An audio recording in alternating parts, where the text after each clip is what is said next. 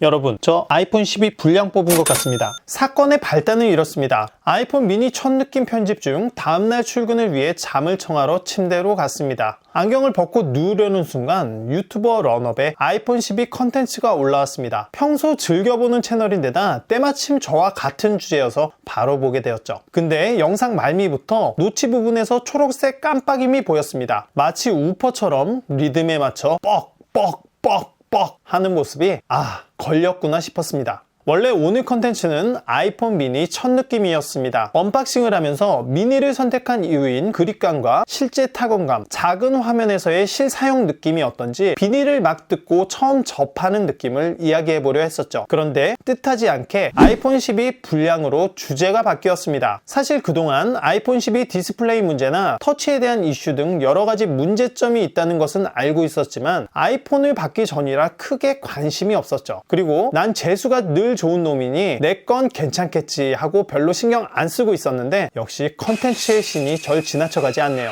그래서 부랴부랴 아이폰 12에 발생한 이슈들을 살펴봤습니다.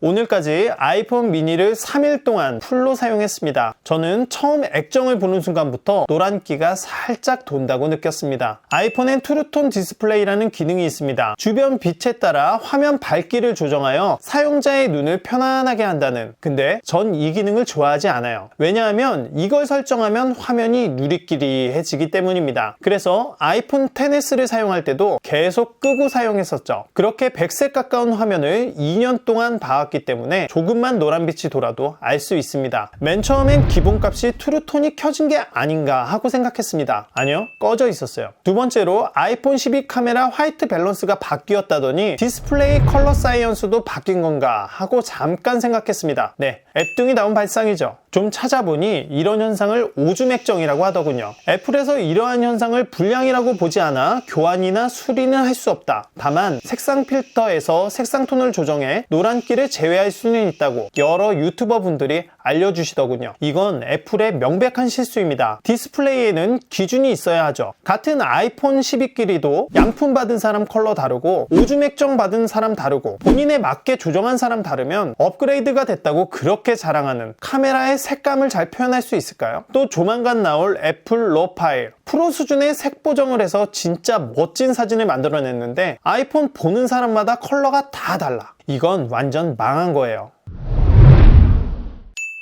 제가 아까 말씀드린 화면 깜빡거림, 그걸 반딧불이 혹은 번쩍거림 현상이라고 하더군요. 정말 이 현상 처음 봤을 때 깜짝 놀랐어요. 무슨 우퍼에서 불 들어오는 것도 아니고 초록색 불빛이 터지는데 처음엔 동영상에서 의도한 건가 싶었죠. 아이폰 12 디스플레이가 OLED로 바뀌면서 검정색 표현력이 더 좋아졌다는데 애플의 주장대로 표현력이 참 쥐어같아졌네요. 아무튼 이걸 한번 인지하고 나니 여러 부분에서 녹색빛이 계속 보이는 거예요. 근데 놀라운 건 이건 역시 애플 측은 불량으로 보지 않는다는 겁니다. 몇몇 유튜버 분들이 이 현상으로 AS를 받으러 가신 영상을 봤는데 앞에서 보여줘도 교환을 해주지는 않더라고요. 이 현상은 아이폰 12를 보유하고 계신 분들 중 상당수가 겪고 계신 현상으로 알고 있습니다. 전에 삼성에서 이런 일이 있었고 펌웨어 업데이트를 통해 바로 잡았다고 하던데 이것으로 보아 조만간 펌웨어 업데이트로 잡지 않을까 예상만 될 뿐입니다. 아니 내가 왜 비싼 돈 내고 아이폰 사서 이런 일을 겪어야 하는지